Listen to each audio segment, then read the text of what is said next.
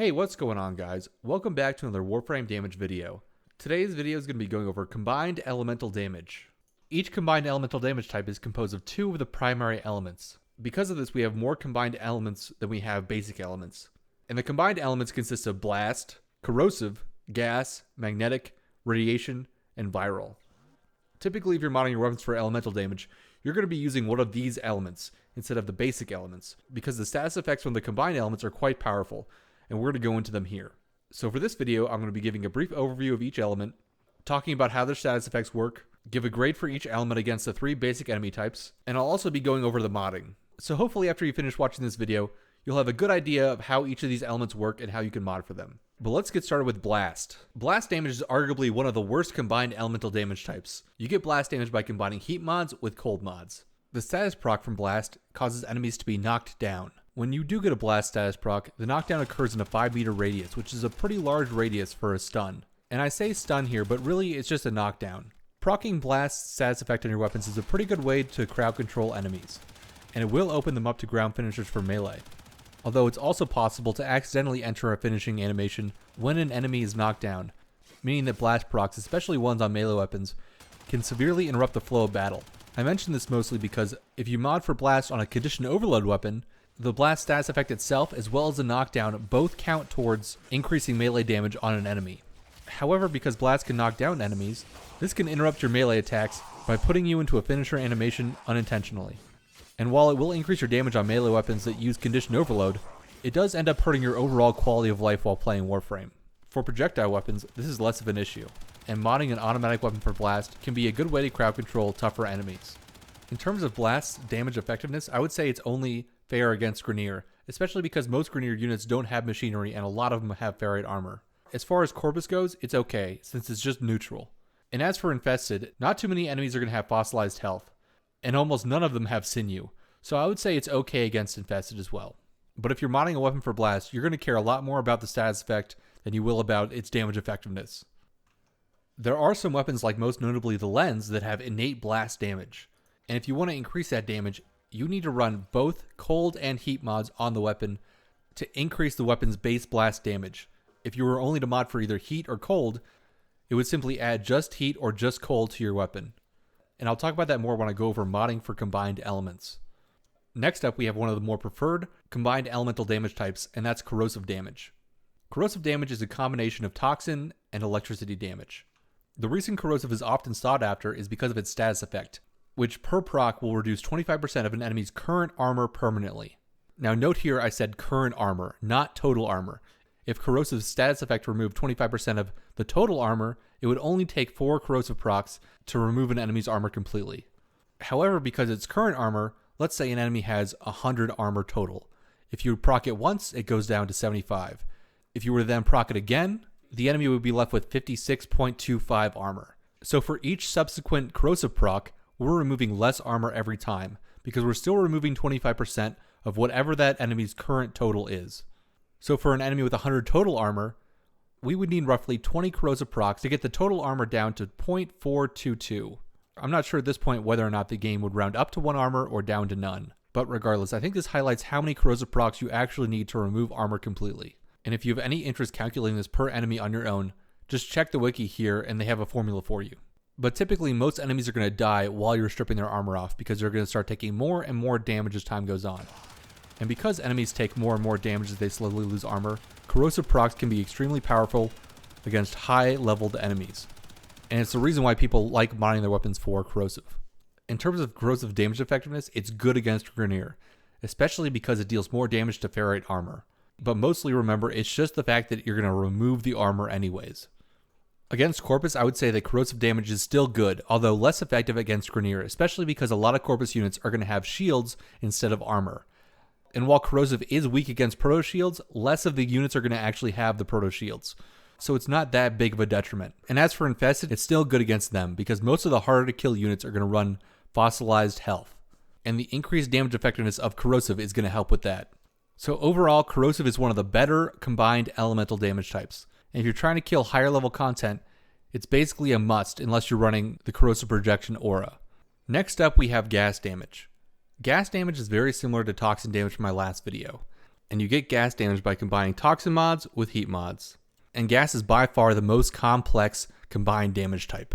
There are a couple reasons for this. The first and most apparent is that while the initial hit is actually gas damage, the proc damage is actually Toxin, it's not gas.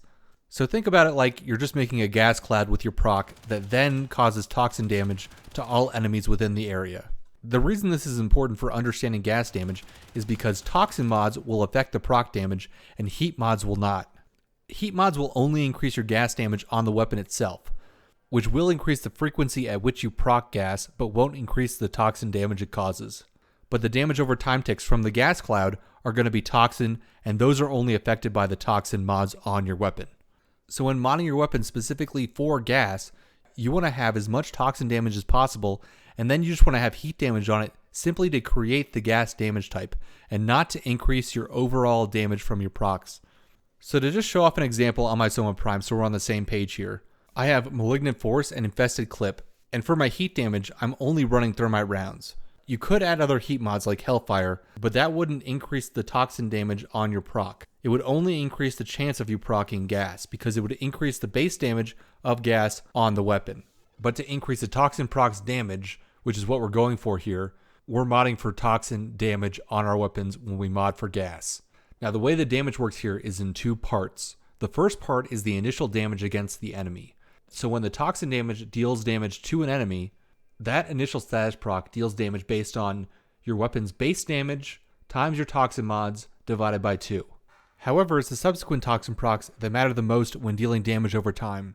It's these procs that will deal 9 ticks of Toxin damage over 8 seconds, and are basically the backbone of the gas damage proc. And these procs are calculated independently of the gas damage as well as the initial Toxin proc. The formula for this takes your base damage times basic damage mods and multiplies that by your Toxin mod multiplier divided by 2 squared. This formula is basically the same as the Toxin formula that I went over in my last video. Basically the only real change here is that we're squaring the Toxin multiplier. This gives us a little more damage to our Toxin procs, but overall they're generally the same as a regular Toxin proc. The biggest advantage that gas has is that Toxin procs are now spread in a 3-meter AoE around enemies that are affected, which allows you to affect more enemies with Toxin procs. And because you can stack as many damage instances as your duration allows, the Toxin procs caused by gas give you a huge amount of damage per second. It's here that I also want to discuss Bane mods and how they affect your overall damage of damaging status procs. The Bane or Expel mods will increase your damage against certain enemy types. There's one for each type, and they work differently than normal mods. So if you take a look at a mod like Serration that increases your base damage on a weapon, or elemental mods that scale off the base damage, the Bane mods are different from both of these.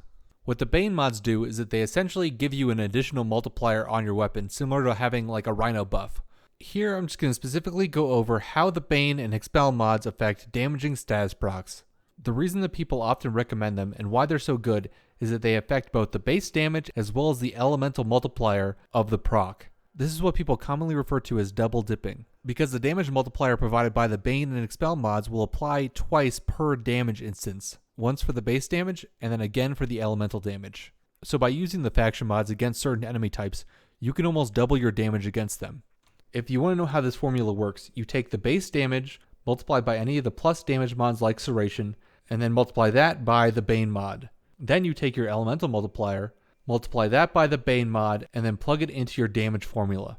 So here again, specifically for gas, we take the base damage multiplied by your Toxin damage divided by 2 squared, which will then give you your per instance Toxin ticks on enemies. But instead of talking about how the formula works, let's take a look at a practical example. So here I've modded my Soma Prime with a pretty bare bones gas build. I just have Serration, Malignant Force, Thermite rounds, and Infested Clip.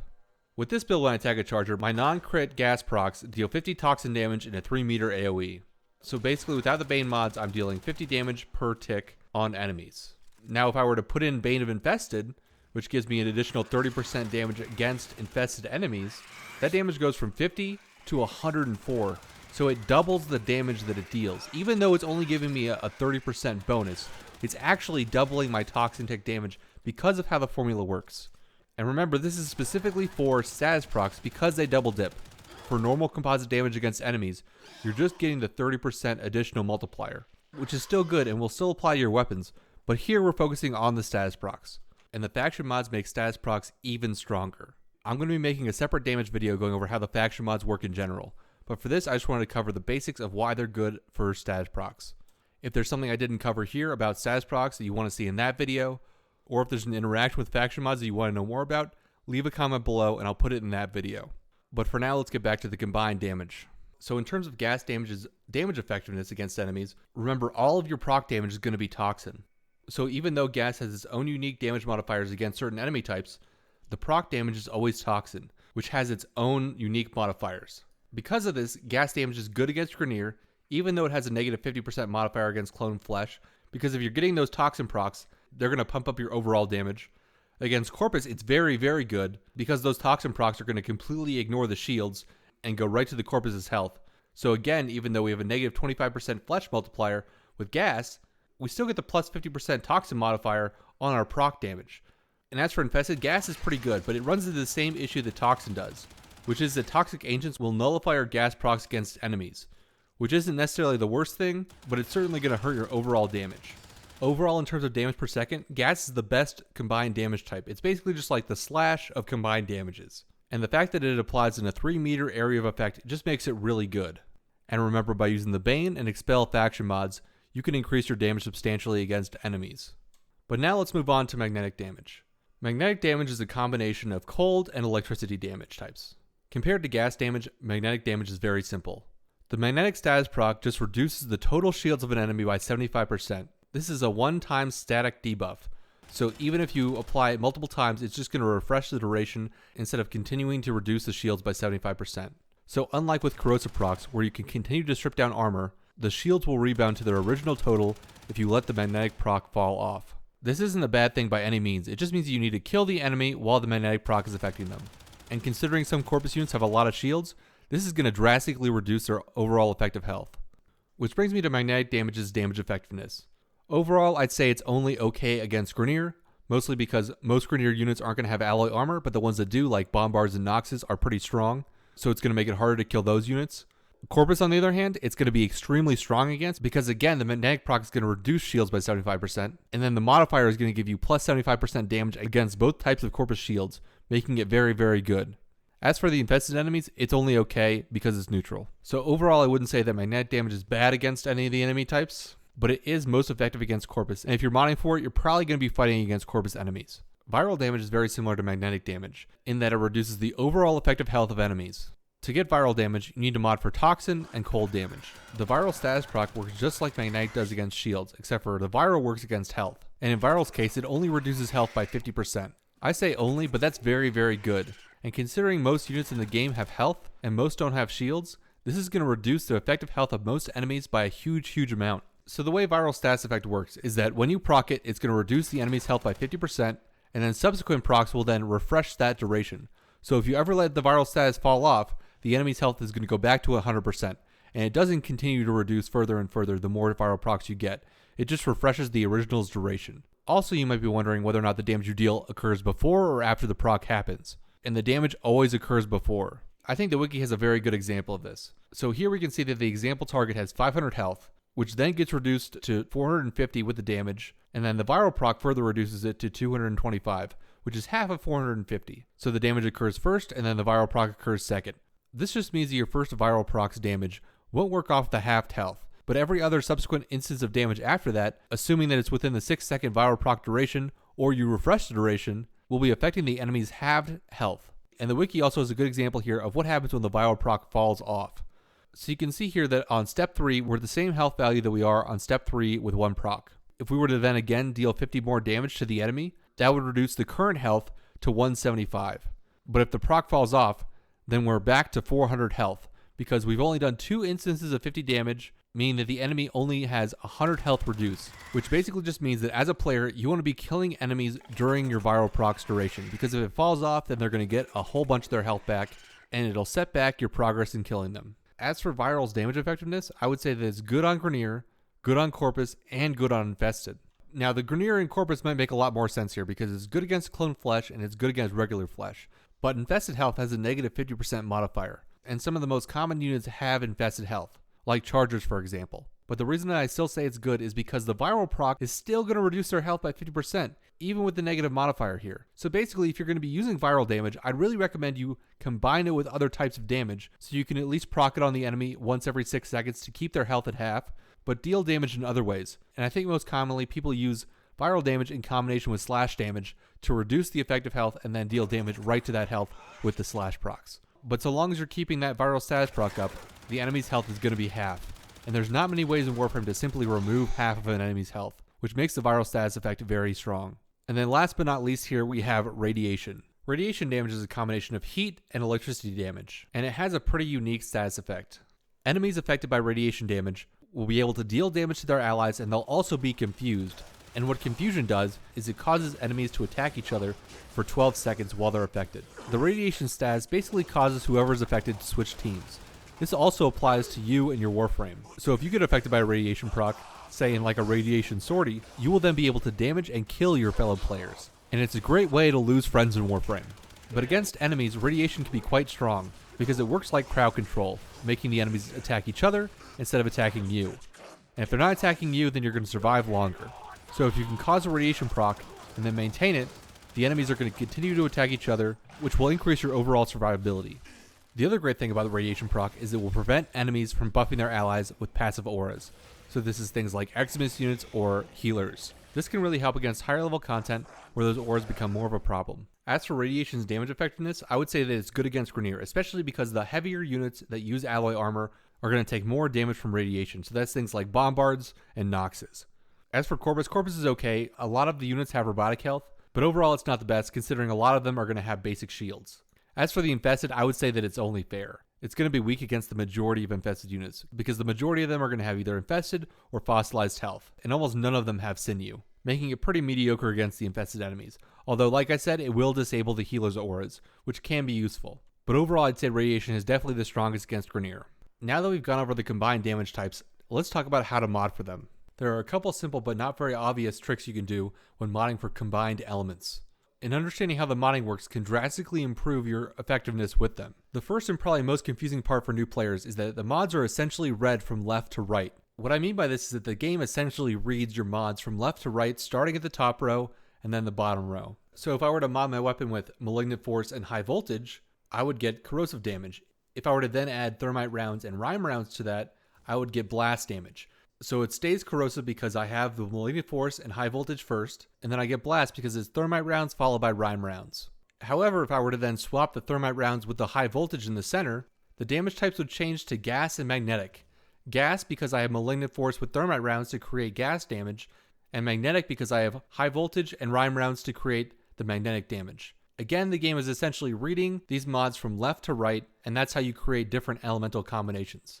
This works a little differently if the weapon already has an innate elemental type. So if we look at the Amprex here, the Amprex has base electricity damage. If we were to then add Malignant Force to the Amprex, the electricity would change to Corrosive. However, if you were to then add Rime rounds, we would get viral damage and the weapon would go back to being electricity.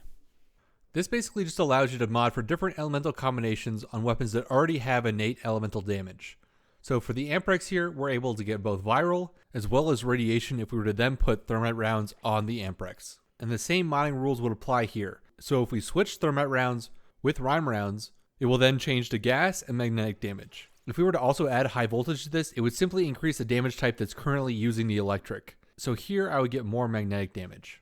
If a weapon has base combined elemental damage, like the lens with its base blast damage, you would then need to mod for both elements to increase the base combined element. So with the Amprex, you would only need to mod for electricity to increase its base electricity damage if that's what you want to do. But here on the lens, we need to mod for both cold and heat to increase the blast damage. And of course, you can always mod these weapons for other elements as well. So if I were to put on High Voltage and Malignant Force instead of cold and heat mods, I would then get Corrosive damage instead of the blast damage. And what element you're modding for will depend on what you're trying to accomplish with your weapon's build. And you should definitely be taking this on a weapon by weapon basis. There's not one god build for all weapons. And remember, the more of an element you have on a weapon, the more of a chance you have to proc that element. So if we take another look at the Soma Prime here, if I want to mod for more Corrosive damage on this, if I want to increase my chance of proccing Corrosive over Blast here, I could put on a mod like Infested Clip or Stormbringer to increase my overall corrosive damage. And because I have more corrosive damage, I have a better chance at proccing that element. And my next video is going to be going over statuses, so if you're confused about this at all, that's going to be the next video. But that's going to cover for this video going over the combined elemental damage types. I hope you guys found this helpful. I know it was kind of long, but there was a whole lot to cover and I wanted to get in as much of it as possible. If there's something I didn't cover here that you want to know about, or if you have any questions about something I did cover, please leave a comment below and I'll do my best to get back to you. And if you found this video helpful, I'd really appreciate it if you leave a like. And make sure you hit that subscribe button for future content. But that's going to do it for me, guys. Hope you're all having a good one, and I'll see you later.